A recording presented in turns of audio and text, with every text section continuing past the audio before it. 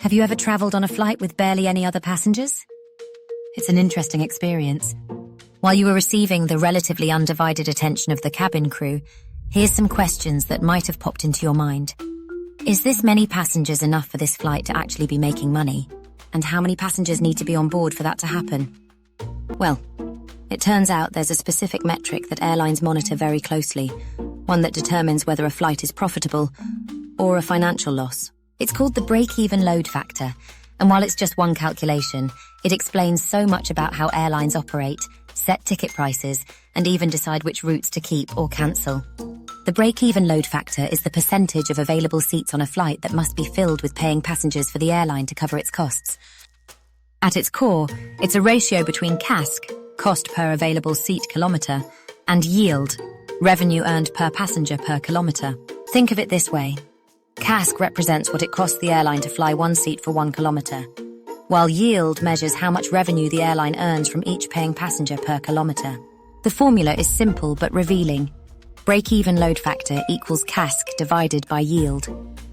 When the two balance out, when enough seats are sold at high enough fares to match the operating costs, that's the break-even point. For example, if an airline has a CASK of 8 cents and earns an average yield of 10 cents per passenger kilometre, its break-even load factor would be 80%. This means the airline needs to fill 80% of its available seats just to cover its costs. Anything above that load factor contributes to profit, while anything below it results in a loss. What makes this calculation so fascinating is how much it reveals about airline strategies. Low-cost carriers, or LCCs, like Ryanair or Indigo typically have much lower CASK than legacy carriers, thanks to their simplified operations, high aircraft utilization, and minimal frills. This means they can afford to have lower yields and still break even. Ryanair, for instance, can sell tickets for as little as $20 because its low operating costs and high ancillary revenue from baggage fees, priority boarding, and onboard sales make it profitable even with a break-even load factor of around 70%. In contrast, premium airlines like Emirates or Singapore Airlines often operate with higher CASK due to their luxurious cabins, extensive in-flight services, and the costs of operating long-haul routes. To compensate, they rely on higher yields, typically earned from business and first-class passengers. These airlines may have break-even load factors closer to 60% because their higher ticket prices offset the higher operating costs. But the break-even load factor isn't just a financial metric, it's a decision-making tool. Airlines use it to evaluate the viability of routes and schedules. Let's say an airline is considering a new route between two cities. If the expected load factor on that route is lower than the break-even point, the airline might choose not to operate it or adjust the aircraft size to better match demand. On the other hand, routes with consistently high load factors above the break-even point are prime candidates for increased frequency or larger aircraft. The break-even load factor also explains why airlines are obsessed with filling planes.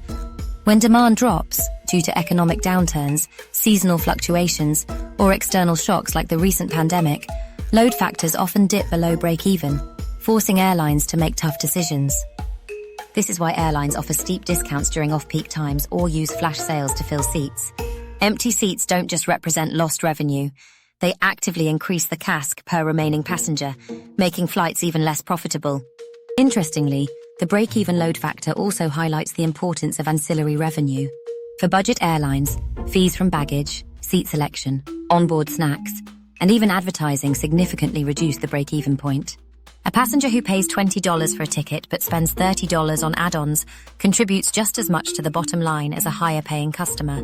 This additional revenue essentially raises the effective yield, allowing the airline to break even at lower load factors. But what happens when external factors disrupt this delicate balance? Rising fuel prices, for instance, directly increase CASK, forcing airlines to either raise fares, which might reduce demand, or lower costs elsewhere. This is why airlines invest so heavily in fuel-efficient aircraft, like the Boeing 787 or Airbus A321neo, which help keep CASK manageable, even during periods of volatility. Regulation and infrastructure also play a role. At slot-constrained airports like Heathrow or JFK, airlines must ensure their limited flights exceed break-even levels, as the cost of wasted capacity is enormous. In these cases, break-even load factor becomes a critical part of network planning.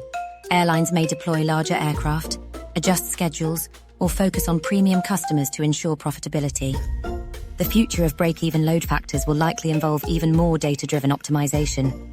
Airlines are increasingly using artificial intelligence and machine learning to predict demand, adjust pricing in real time, and fine-tune operations. This level of precision allows them to push break-even points lower, ensuring profitability even in highly competitive markets. For passengers, the break-even load factor explains a lot about what we experience when flying. It's why flights during peak times are often full, why ticket prices drop during the off-season, and why airlines charge for extras that used to be free. Every decision, how many flights to operate, what type of aircraft to use, how much to charge for a checked bag, is influenced by the need to hit that break-even point. So the next time you're on a packed flight, remember, every filled seat isn't just carrying a passenger. It's contributing to a complex equation of costs, revenue, and profitability. The break-even load factor may be invisible, but it's a silent driver behind how airlines manage their fleets, set their fares, and keep their business aloft in an unpredictable world. YouTube thinks you'll like this video. Click here to find out. And don't forget to like, share, and subscribe.